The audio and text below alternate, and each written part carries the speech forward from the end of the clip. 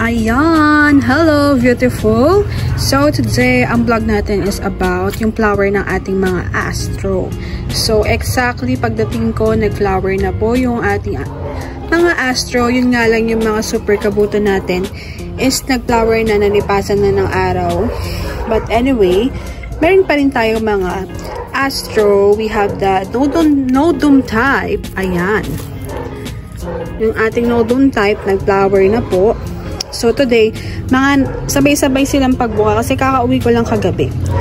Ayan.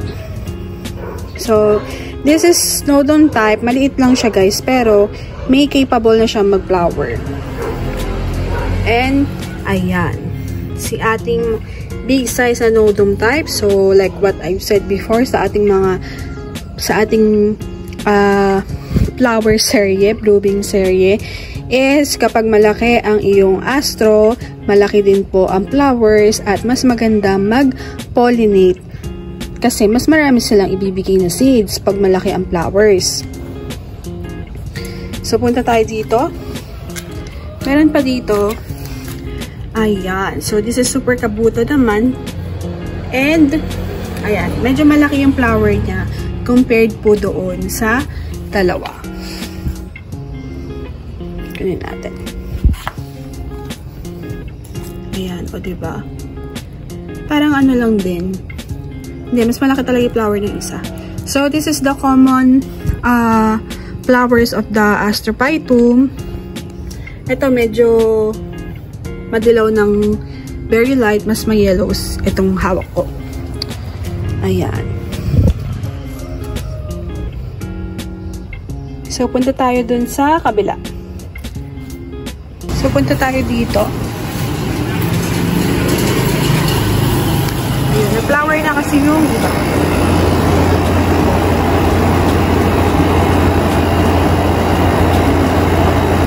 So, ayan, dito sa side na to, nag-flower na siya. This is big nodum type, and then we have the star-shaped astro. Makikita nyo naman is meron siyang pasakali, kaya star-shaped siya. Yung mga ganito, hindi siya star-shape. Bilog lang siya. Kasi ang star-shape, mayroong pag ganun. May mga korte-korte siya. So, look at the flower nito. Ang ganda. Ayan. Kulay pula. Medyo mamula-mula yung gitna niya. Compare dito. So, pwede tayo mag cross-pollination. Ang ating ballerina at yung ating fairy pot. Ayan.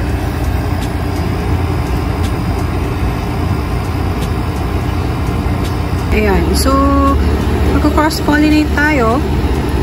Ang cross-pollinate natin, itong dalawa. Yung star shape.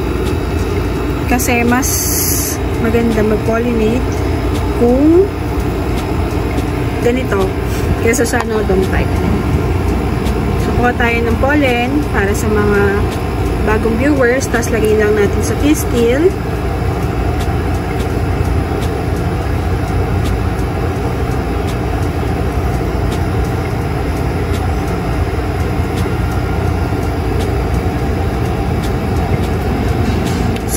Ngayong araw, ang daming nag-flower. 1, 2, 3, 4, 5. 6 po, no? 3 dito, 3 doon.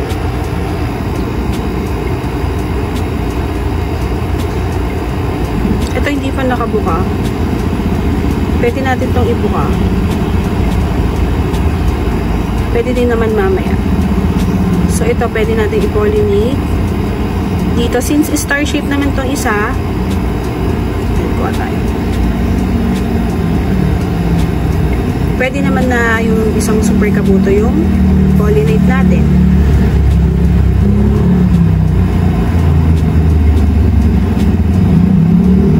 Ayan.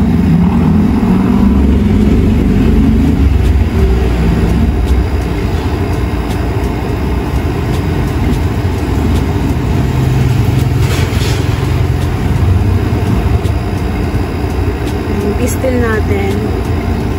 Ayan. Tapos kukuha pa ako ng marami. Ito. Cross-pollinate natin dun sa kabila. Ayan o. So, mukhang uulan ngayon.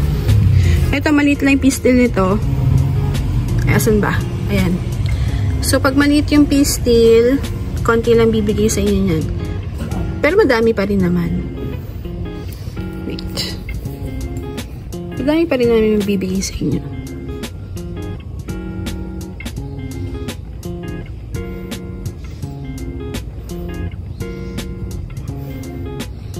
Then, dito. Hindi ko alam kung nakikita. Ayun, ayun, ayun. Hindi pala nakapokus. Sorry po. So, para sa mga hindi nakakaalam, 1 to 2 days po yung opening ng flowers. Pag minsan hindi nyo na maabutan. Pero commonly, 1 day lang. Minsan lang siya nagto 2 days. So, depende sa kanila. Kuha tayo nito. Kuha ko nito. Ito, lagi itong nagbubulaklak. Siguro mga pang-6 na beses na. Itong Nodon type. Yan. Hindi pa masyado naka-open. Baka kasi makatulog ako. Tapos, hindi ko na malayan. So, mukha siyang walang pistil. Hindi pala nakikita. Mukhang wala siyang pistil. So, hindi tayo makakapag-pollinate pag wala siyang pistil or yung female part ng flower. Teka lang, tingnan natin. Baka hindi ko lang na so, mukhang wala nga siya. Anyway, kuha na lang tayo ng pollen. Ayan. So, masaya talaga magkaroon ng astro. Kasi, maganda din yung flower nila. So, ako, ganyan ako mag-pollinate. Binubudburan ko ng pollen. Ayan. So, yun lang. Ang dami kong nalipasan na flowers dito like this one. And, saan pa? Dito. Ito, mga nalipasan na. Ayan. So, yun lang. And thank you for watching at Everything Nice with Mitch. See you again for another beautiful vlog next time.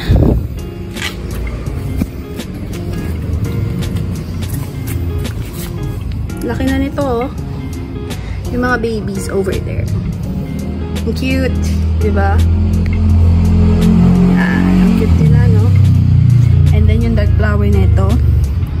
Sorry, mag-focus ka. Come on. Ayun. So, ang ganda, oh. Parang ngayon ako nakakita ng ganito. Usually, dark yung flower niya.